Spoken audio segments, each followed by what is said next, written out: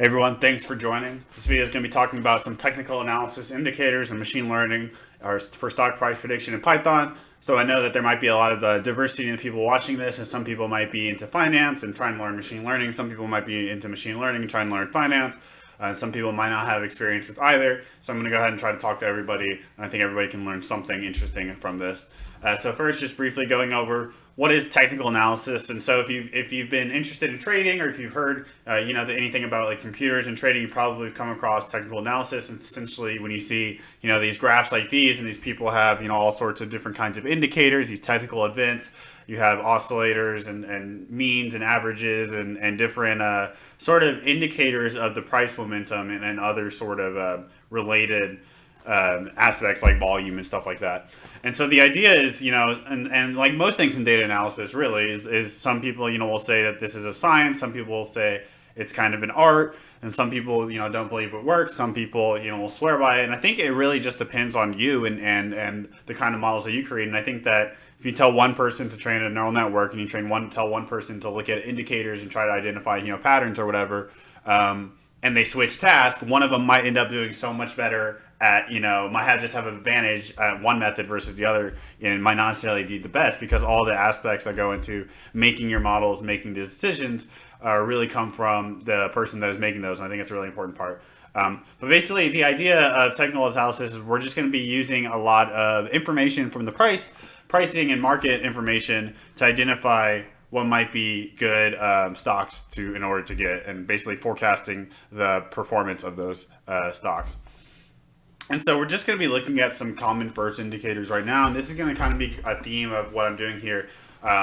So basically, I want to make a model that we can easily expand on. I want to make a very, very simple model and be able to expand that. And really, I want to make a really bad model, because the best part about making a bad model is using that bad model, you can make a better model, and then you can always make a better one, and then you can make a better one. And that's actually how neural networks really train, and a lot of machine learning algorithms work too, is a sort of iterative improvement. And if you can make a bad model, you've actually done 90% of the project, because if you make a bad model, it means your data ran through successfully. It means everything that you're doing, it's at least going through the computations correctly, your code is correct. And so that's actually a really good start. And so I like to do things like starting with just a small number of features, maybe starting with a small number of samples, just to make sure that my code will run. I don't have to spend a lot of time, trying to troubleshoot with the really large data, when I could just be trying to do, a very, very small task, and then easily extend that to as many tasks. And you'll find that this is, when you do want to do your machine learning algorithms, this is usually one of the best ways to do it. And so to that end, we're just going to be looking at a couple of pretty simple indicators at first. We have like a moving average indicator. I'm going to go a little bit more into detail. We're going to calculate them all in Python. Standard error, which are also called Bollinger bands. Momentum, price, volume, high, low, close, open, the dividend performance, or dividends declared and received, and any stock splits. And like I was just saying, we can also pretty easily, once we figure out our network and we figure out our pipeline and we figure out how to work with the easier indicators that we can also just if we want to, we can add more other stuff. We can look at different, even add more different stocks, add different indices. We do all sorts of different things. But the idea again is we want to get a very bare, simple model that we don't even care how much it performs, because we can always add more features, we can always improve it, we could add more layers, we can do whatever we want with that at that point. And so let's talk about a little bit about the goal. So the overall goal of this project is we're going to be trying to predict information ratio, which is a measure of risk and reward from technical indicators. And we're going to compare this to the benchmark SPY, which is the S&P 500 ETF. And so some people might say to compare it to the index. I don't really want to compare it to the index itself, because I want to compare it to another investment that somebody in my position pretty much could make, which would be essentially just putting all the money in the SPY. So that's going to be our kind of baseline.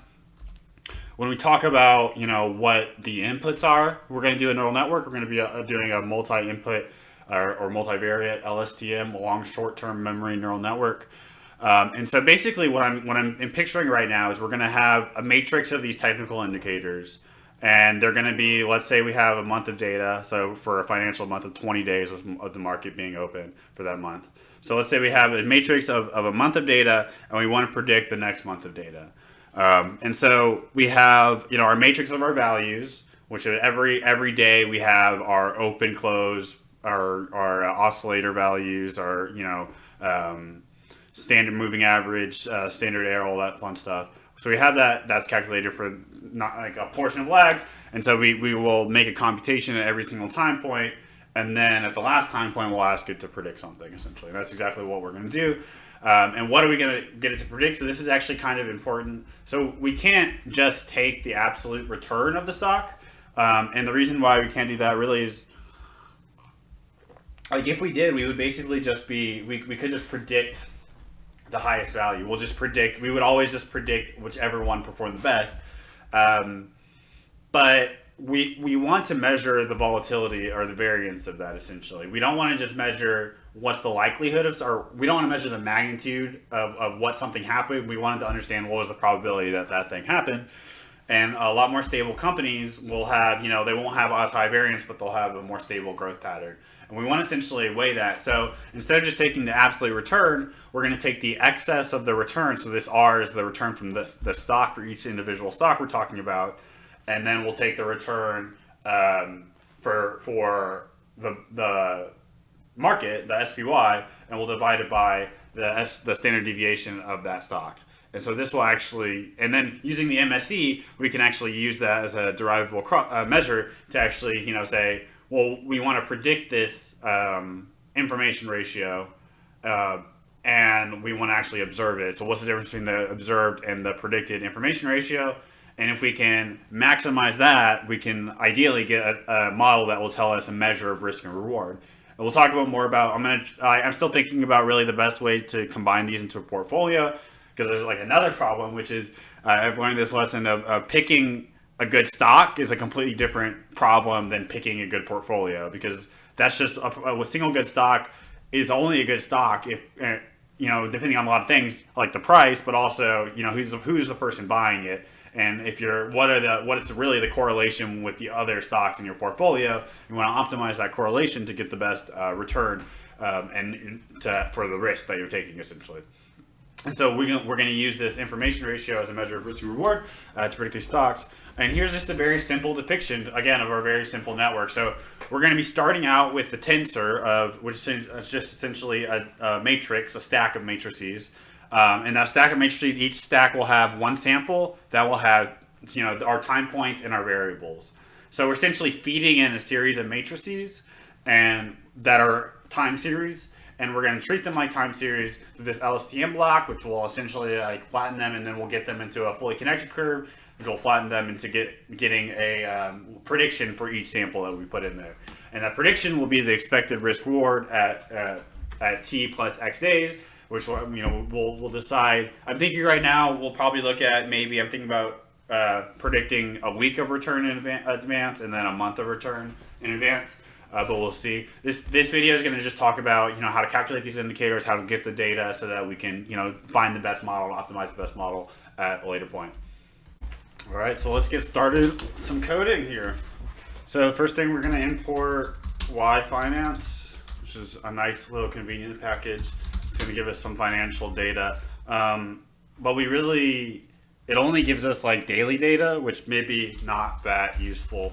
But again, we're going to make a bad model so we can make a better model. We can always incorporate if we get better quality data, every 5-minute intervals or something like that. Maybe we could easily, we want to be in the position to easily just extend our model to incorporate that. So we're going to import these couple of modules. By the way, this is a Jupyter notebook. You can use any Python interpreter that you want. I think Jupyter is good for at least demonstration. I prefer PyCharm if you're going to be doing, or Atom, Sublime. There's a lot of different text editors that are pretty good. You just pick whatever you really are comfortable with. We're going to import these 3 packages, and now we're actually able to start looking at some stocks. So let's go ahead and take a look at Tesla. Tesla seems to be a pretty popular pick today. So let's go ahead and, or at least recently. So Tesla is, YF ticker. So we need to say Y Finance as YF, so we can say YF ticker Tesla, and then from here we can say we want to get the period, the max period. Actually, we want to get the history. history, and then period equals max. That's what we want to do. Right, yeah, so now we got the history of Tesla from when it IPO'd 2010 in June. Open, high, low, close, volume, dividend, stock splits, all kinds of really fun stuff here we got. So we're going to I think we're just going to go ahead and essentially, our input to our model is essentially going to be like the transpose of this. So we're essentially just going to feed it every single day. We're going to say, okay, well, this day. So what we need to do is we need to gather, let's get some more information, maybe about some historical context of these open and close numbers. So the first thing we want to do is we're going to go ahead and get the moving average of the closing price. So let's go ahead and do that now. So moving average is just like any other average. Basically, we're just going to choose a 20-day period. So we'll say our gap is 20. And in the 20-day period, we want to just calculate the close for all that. So in order to demonstrate this, I'm not going to take the whole data frame. We'll just say I'll take the last 200. So we're going to say something like for I in Tesla, we'll go ahead and set this Tesla history as a history variable. And then we can say for I in history close here. So for each of the closing prices, what we're going to do now, we actually don't want to do this. We want to say from, let's do it this way. Let's say, we're going to calculate the length of this history vector. So this is the length of the Tesla, how many ones we have, which is just length of Tesla or history close. And then now we can just say for the length of Tesla, we're going to take minus 200 because we just want to look at the past 200. We'll eventually look at all the data, but for illustration purposes to show it on a graph, we're just going to do it with 200 for now. And then we'll take everything from 200 to the end, but we want to subtract the gap because we can't calculate. Actually, do we want to calculate the gap?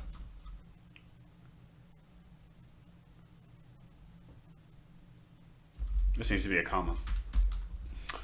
Yeah, they could just do that. We could just say, so from everyone from here to here. So this is going to be the last. Well, let's go ahead and say, so now we're iterating through the last closing prices, the last 200. So what we want to do is we want to say, how should we do this? Well, we need to make some more. Let's make a moving average list that we can use to keep our results. We'll also do a price list. I don't know. We'll do high and I don't know if we want to do that right now. We'll just do the price and the moving average for right now. And maybe we'll do the standard deviation as well. So now what we want to do is we want to say, okay, well, for a history close from I to I plus gap. So recall that this is going to take us, because our gap is 20, we're going to go from every ith one in this interval.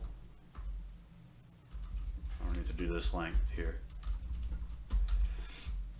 So we're going to just iterate. So we're going to get this, and we can just say, so actually, let's go ahead and say this. So let's say I is, I don't know, 2000. I'm just going to use this to demonstrate. Basically, what we're doing here is we're going to take our history column, and we're going to say, I'll just do that. 20. So now you can see that we're just going from whatever our I is, which in this case we said 2000. So we're just taking the 2000th price, and then we have this sequence from the 2000th price to the 2020th price. So then once we take the mean of this sequence to the 6, 7, so we can just go ahead and say that this is the mean, really the moving average for that one. So we'll just go say, I'll just go ahead and leave it as mean because we don't want to. We already have this other one called moving average, and so we can actually, let's just append this mean to moving average. But the reason we save this as a variable is because we also want to append. I'll say upper standard deviation. We'll do upper bound for the Bollinger band. So the Bollinger band that I talked about earlier is the standard deviation. And I mean, all I'm doing here is essentially calculating a running average for these means and the standard deviation, and you'll see why I'm doing this in a second.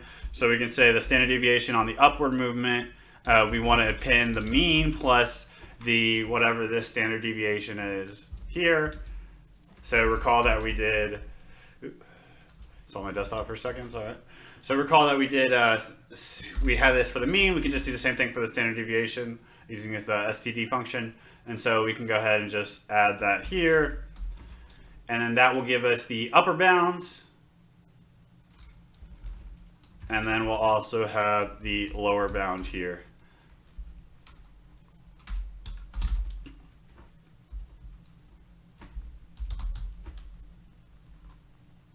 And we need to subtract this. So all we did is we have the mean. We'll also do the index. Why not? So we'll have one more that will be our index. And this will just pin the I that we're iterating over here. And so I'm actually doing this. You don't actually have to do all this. There's probably packages that will do this for you, but we're just doing everything because it can be kind of fun, sort of, I guess. But we're going to have this index here. We're going to start as an empty list. All right. Lens is not defined because I missed an L here, TSLA. Whoops, didn't even put it there. And I did it again over here. Why did I mess this one up? There we go. So now, standard dev down. Cool. So now we have the lower bound of the standard deviation for the past 200. We have the upper bound. Fun, all kinds of fun stuff. And we have the moving average as well. So let's actually just go ahead and try to take a look at this. So how would we take a look at this? Let's go ahead and plot it. So we'll go ahead and say, how did I have this actually written down? I gotta look it up. You gotta look it up because, you know, you end up looking about pretty much everything. Nobody actually memorizes all of the commands you need. You end up looking at everything. But pretty much we're going to do pi-plot and then moving average. We'll do pi or PLT plot index and then standard deviation up. So in other words, the Bollinger Bands are just... it's actually, I think it's kind of dumb. This guy restricted his name. It's restricted or trademarked. It's essentially just the measure of the standard deviation multiplied by a constant. And so we're just going to kind of, usually it's like 2. I guess we could just go ahead and add the 2 here. Why not? We'll go ahead and add that. But then we do indices. Let's see here. So now we need to do the standard deviation down. And then we want to show the plot. PLT show. Cool. So yeah, isn't that a beautiful graph? We got obviously what's the upper bound of the standard deviation. The lower bound is in the green, and then the blue would be the moving average. So you can interpret these. So again, this is the moving average, and what are called the Bollinger Bands are just the measures of standard deviation.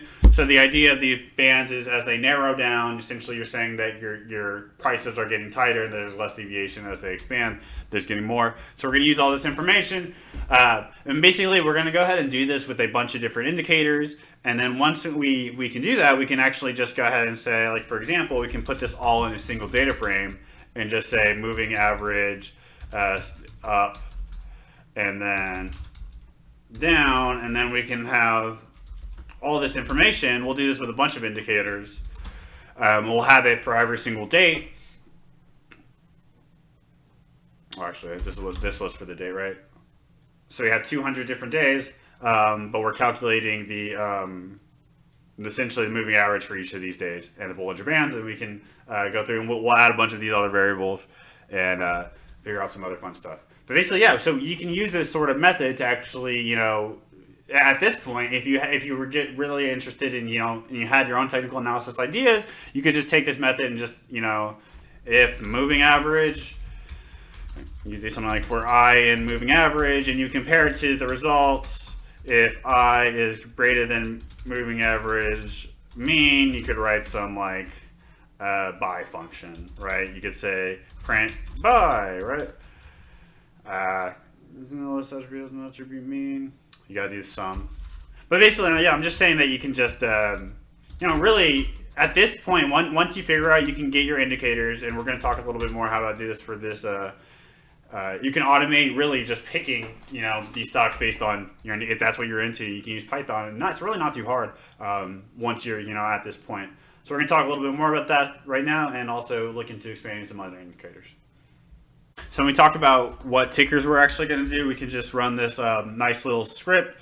Basically, you're just reading an HTML table from Wikipedia of the list of S&P 500 companies. And so if we do this, we see we get a couple of different tables. We get two, at least two of one of them being, the security. We can just see here.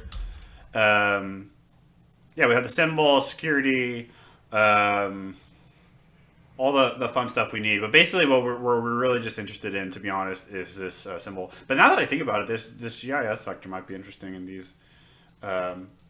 Well, again, we can just make a bad model and we can always add this stuff in later. So for now, we're just going to take in our vector of symbols, which are here. So that was, recall, again, we had the table, which is the first overall thing. We iterated the first table, which was securities, and then we can take this column by just saying symbol. Cool. And so we'll just go ahead and save this to a list. Basically what I'm going to do here is I'm going to make just a big database for us, so I don't have to repeatedly call this this new data and this function. I can just kind of do it once. So we're going to make a stock dictionary, and we're not going to have caps. Stock dictionary here, and then for I in, what's the name of our list? We didn't give it a name. Stock ticks. For I in stock ticks, we can stock dict the I and say that that's equal to, what we actually want to do is we want to go back up here, go what our YF ticker here. We'll go ahead and make this generalizable ticker.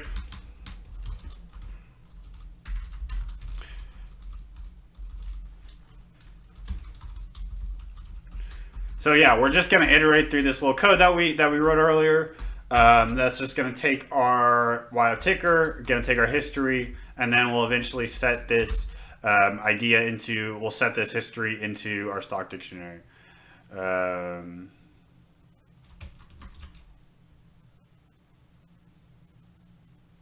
It's not stock ticks, it's stock ticks. So this is going to take a little bit to run. We'll come back when this is done. So it's now done. So now it's done loading, and so we ran it. We went ahead and ran that code. So now, if we look at, we have a couple problem ones. We're just going to kind of ignore these. We don't really care too much. There's still 503 symbols. That should be pretty good. So let's say I want to look at the history of Apple. Nice. So we got history of Apple. Check out Disney. Very cool. So yeah, now we have the open, high, low, close, volume, dividends, stock split. So from here we can calculate, we're going to try to calculate our indicators. The first thing we need to do, so we're actually also going to look at SPY. So, and the reason we're looking at this ETF that tracks the S&P index is because we want to compare our benchmarks to that. So we're going to do the same thing here, history. So we have our ticker, SPY, the period equals max, and we yeah, so we'll go ahead and do it this way. So we're gonna have the history, we'll have the SPY history here. Oops. And then we're gonna get another one. We can actually just say Apple equals AAPL equals, we don't need any of this because we already saved it in our dictionary, stock dict AAPL. In caps.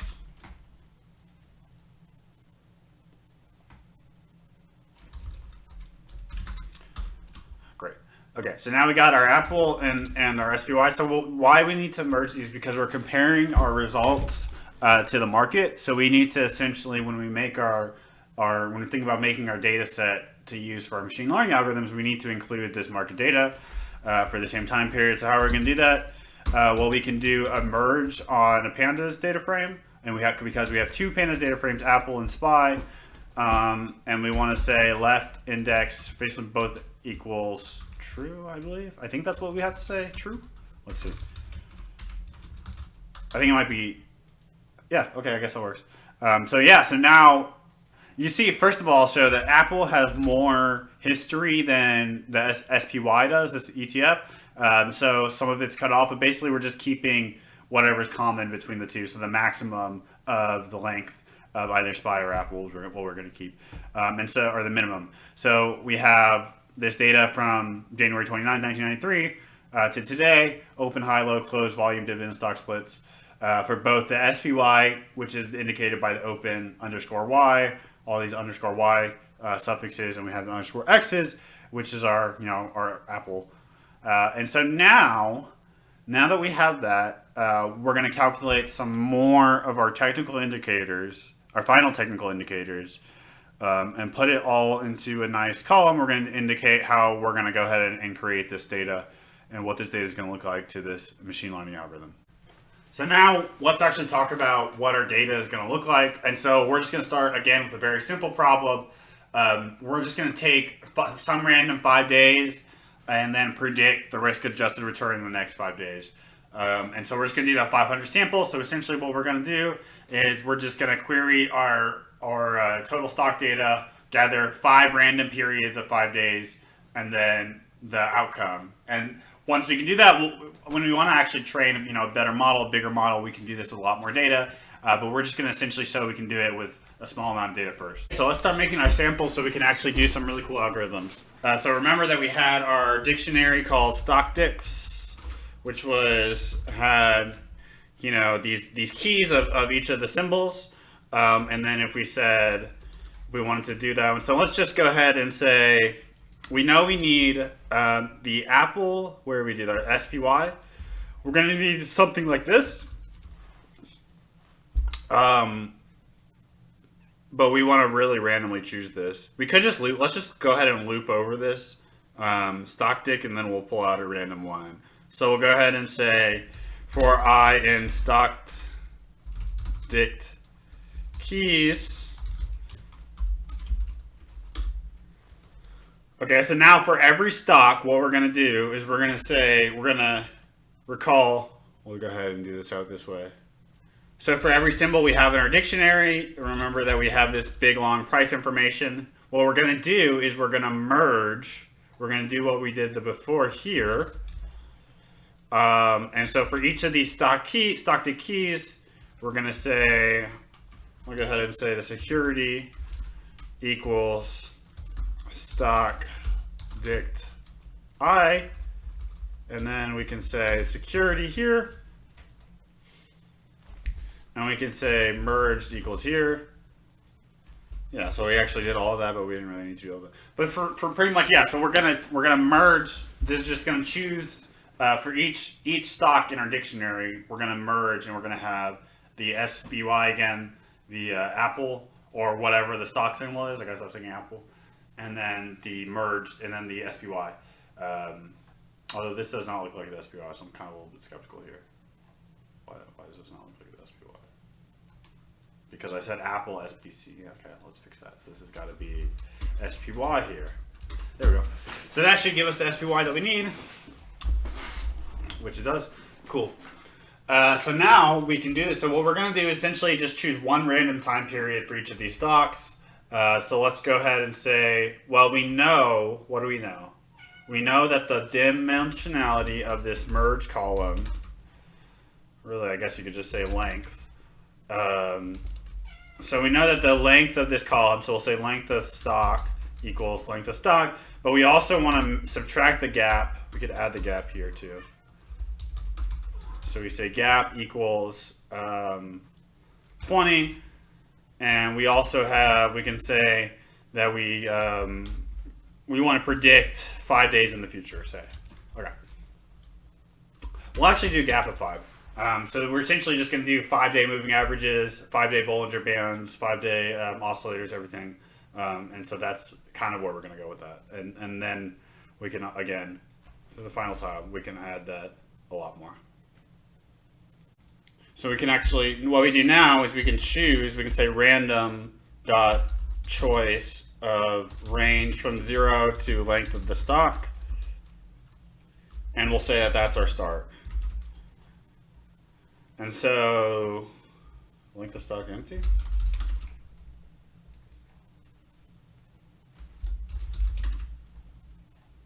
Let's see, what is the, oh, I guess it, Berk B. So we got to say, can we remove these actually? We have to remove, let's do this. I think we can do del stock dict Berk B. And what was the other one? Del stock dict BFB. Awesome. All right, so now that should work. Great. Everything looks fantastic. Okay, so now what we're doing again, so now we're iterating through every stock. For every individual stock, we pick a random start time, and that will give us our 5-day interval for that stock. And so now what we want to do is, well, I guess, so we can go back to sort of here, which is when we defined the moving average and all that fun stuff.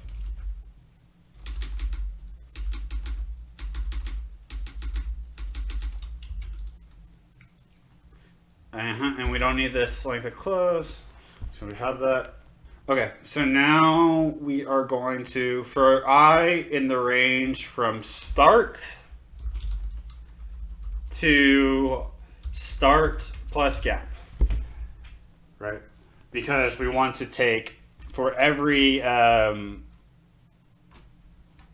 we started at a random point and our gap would be 5. In this case, we just want to predict 5 days, and then we also want to predict 5 days beyond that. So let's go ahead and do that. They say history close is the name of what they're looking at, so we need to figure out how to actually, well, we know we have merge, so we have to look at the merge close Y, right? So again, we're dealing with the merge data now. This one was just dealing with one of them, so we have to add this X to indicate that we're looking at the X. So let's go ahead and do that. And merged.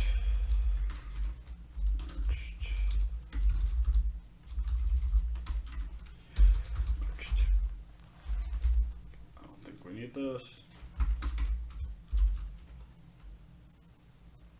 All right, let's see. Yeah, so I think it's going to rewrite itself, so we should have written that to a different one. But yeah, every time we went over, it rewrote and it said that this moving average, so looks like we're getting some good results from what we expect. Yeah, everything's all looking nice. But let's see here. Yeah, so let's go ahead and calculate a couple more of these indicators. Okay, so we're going to talk about the oscillation, oscillator, rate of change oscillator indicator. So it's actually not too complicated. Basically, you just need to take the close price today. Let me double check and make sure I got this right. Oscillator close price, yep, today, which would be a time I, minus the close price at time gap. I plus gap, really. So I plus gap. And then some people multiply this by 100. We're not going to go ahead and do that. We're just going to go ahead and do this. So I'm going to make sure everything is in this parentheses. And we divide by the I plus gap, I believe, yes. So essentially, yeah, it's just the price at time I, and then the closing price at I plus gap. And finishing up. Now, so this oscillator will actually, it'll oscillate around 0. Higher oscillation means, it's more, the price is better now than it was, it's a rate of change of the price, essentially. It's just the price at time I, the price at time I plus gap. Yeah. So next, we can actually, what we need to do now is we actually want to get our outcome measurement. So remember, for the outcome, we needed the return on the stock, the return on the market, which is the SPY return, and the return. So what we're going to do is we're going to actually also record this price information. So the price of the stock, we'll go ahead and say PRS. And then we actually want to say price of the stock and also it's the predicted stock or what it's going to be. And we'll say SPY price and then SPY predicted price. And so this is actually what we're going to do here is we're just going to say, well, the price is appending just merged the closing price of each day. Right. But the price in 7 days is going to be here, which is going to be the I plus gap. And if we do this out, we're going to get an error message because you shouldn't put close, you should put close. But if you do that, you see, I kind of didn't do that. I should have said PRS pred here. Let's see if that works. But we're also going to do the same thing with the SPY. PR pred, and then we'll just make these the Y's. PR, SPY, PR pred, SPR. Do it this way.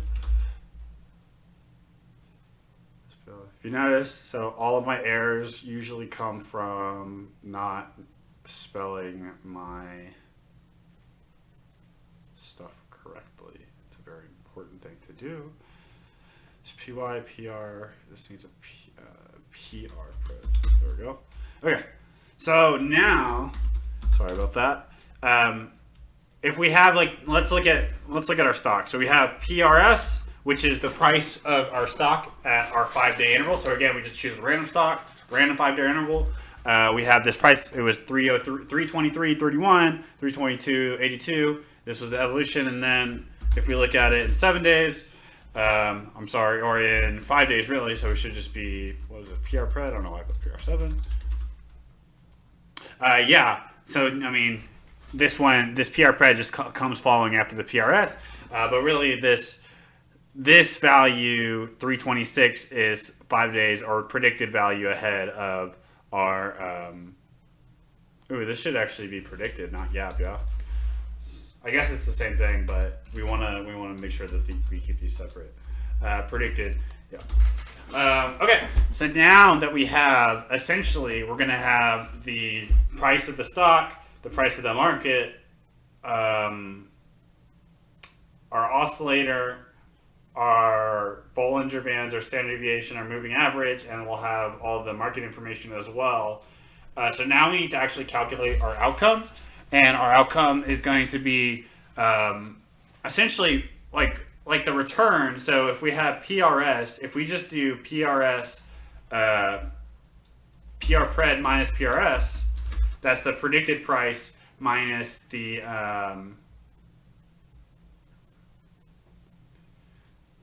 I guess I got to do it for each one. So like PR, I guess we'll do so for I in range 0 length PRS. We're going to say PR pred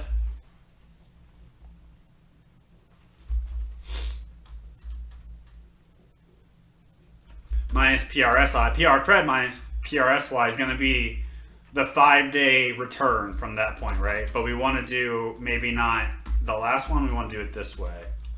So now we're just taking the last element of our PRS, and which is the most recent price. So taking the most recent price, what's the projected return from each of the prices of the next week? And so, you know, we get, if we did it on this stock, we would have gotten, you know, pretty good. We would have invested and gotten some money out of it, looks like. Over the next week, and this wouldn't all be always be positive. But we also want to compare this for the return on the. So we'll go ahead and say this is the returns of the stock. So we'll say return. But we also want to compare this to the return of the S&P, right? So we want to say return SPY, and we need to do the same thing. Return SPY append make sure I get this. SPY/PR pred I minus SPY/PR minus 1. Okay. So the return on the SPY looks like was negative, and maybe we can double check that. SPY/PR pred. That's the SPY, SPR/PR. Yeah, so if you invested at 127, you definitely would have lost money the next week. So that makes sense. So we have our returns for the SPY, and we have our returns for the stock. So what we essentially want to do is we're going to just calculate the mean of these 5 days as a return. So we'll say sum of return ST over length return ST, returns ST. So this is the average return for the stock, and for the market, here's what it is. So yeah, so it looks like we gain a little bit more here. And finally, now what we do is we're going to go ahead and subtract the average value. So for this, it's going to be a big old return right here. This minus this. And then what we want to do is divide this by the standard deviation. And this is all of that formula that I showed earlier about the risk reward. I don't even know if I can do this actually. I don't think I can because it's a list. Yeah, so I'm going to have to do this. How am I going to do this? I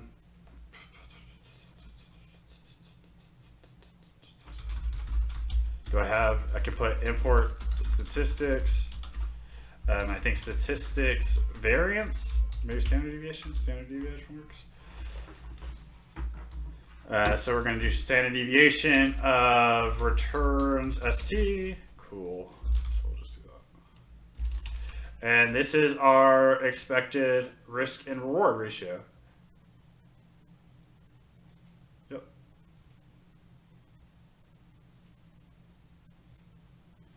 This is the average difference between the risk and reward of the market and the SPY. So now that we have that, we're ready to actually maybe write a script and try to figure out how to get everything here. So let's see here. We'll say y equals that. And I'll just say, well, now we can just say this is output or predicted. I'll say actual observed, and then we can say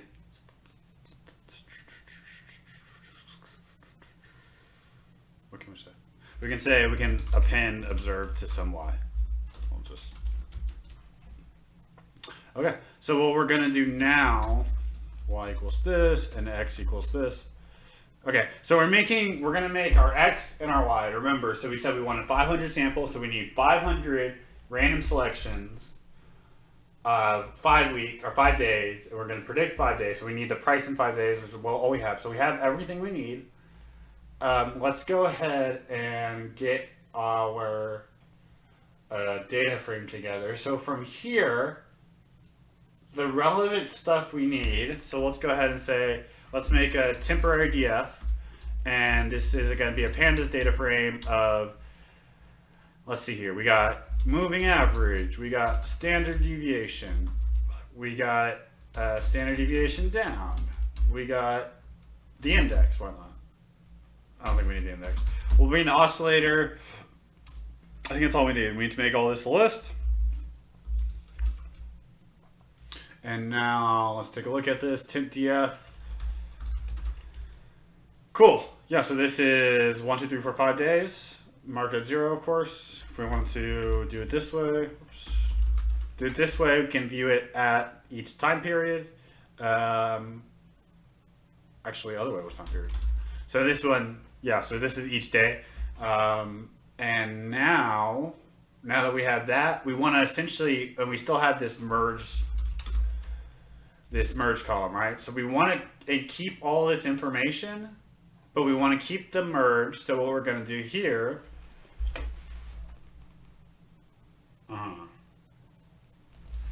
so here's what we're going to do here. We're going to do this. We're going to keep it outside of this loop. And now we need to choose merged from start to start plus gap. And then we just do that here.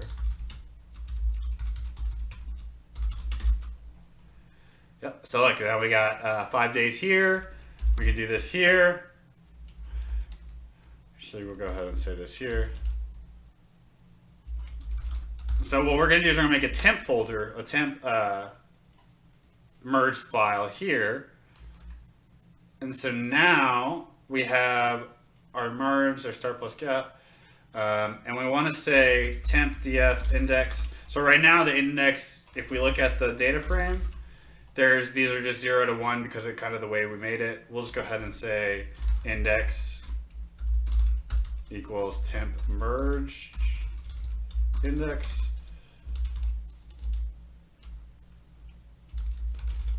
Oops.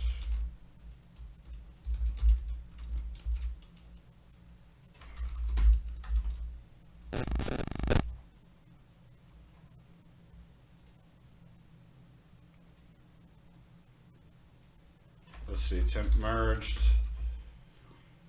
And so, yeah, this has got to be, let's do this.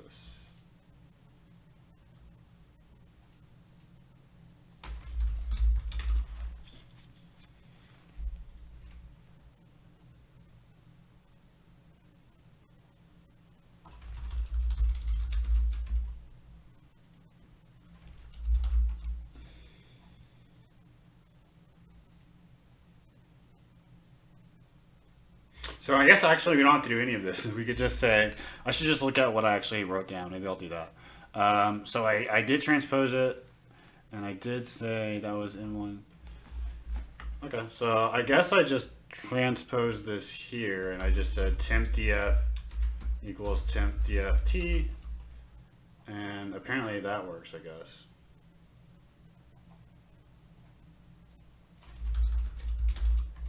Yeah, nice. All right, so now that we do this, now that I have, essentially I've added the dates back to our moving average, our oscillator, and our standard deviation information. So now I can actually just PD merge these, so just PD merge, and then we're gonna have a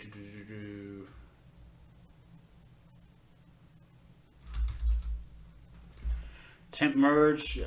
So temp df and temp merged, right index equals true, left index equals true. I need to save this as something. Actually, this is just our x, right? So now we can just say x, and we'll do this y.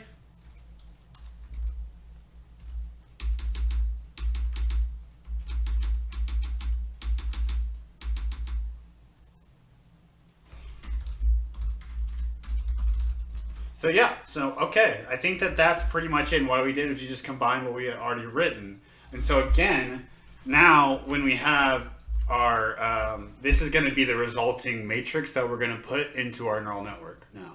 And so now what we have is we have, for each of these stock companies, right, we're just gonna pull out one random thing. And we also, actually, let me go ahead and do this. I'll leave one more variable, and I'll say ticker, because I want to keep in mind which one of these that there are. So I'll say tick append, and basically we took I, so it would be I, looks like. I really should, so this should be J. That's fine. So yes, now if we have tick, it should just give me, although no. So this is why you should be a little bit more careful when you do these. When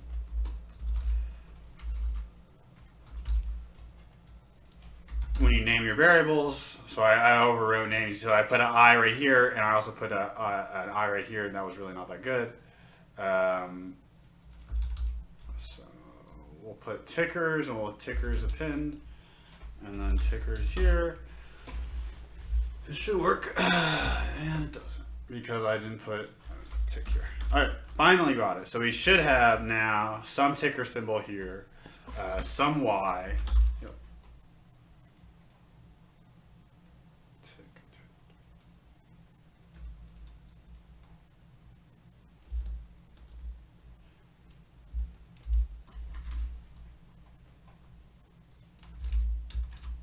Cool. All right. So again, so what we just did was essentially we gathered our oscillator. We gathered all of our technical indicators. We figured out how to calculate the mean, the standard deviation, and we looked at the closing price through the merge and stuff like that. And so now we actually collected all of our information together, and now we have a series of matrices. So let's look at like really just the first one, and the reason why it was taking so long. So this first one, which looks like, let's see what ticker it is. So we just go to tickers. It looks like 3M. And then we can go to Y1, which should be a single scalar variable. Yep. Which is going to be, our predicted average predicted risk-adjusted return. So now, and then we have also the matrix that gives us this time series matrix. So if we just take a look at these results now, we can just basically see, we can start with X, whichever one we want. And so this is data from 2005. We'll get the company name, tickers, ABBV, or at least the ticker, and then this is the risk-adjusted return. So now what we have is a series of, I don't know if this will work. We have 503, as we expect, matrices. We can just go through, which will have all the time series information of 5 days. And for how many variables is this? Let's see. I think usually it just says.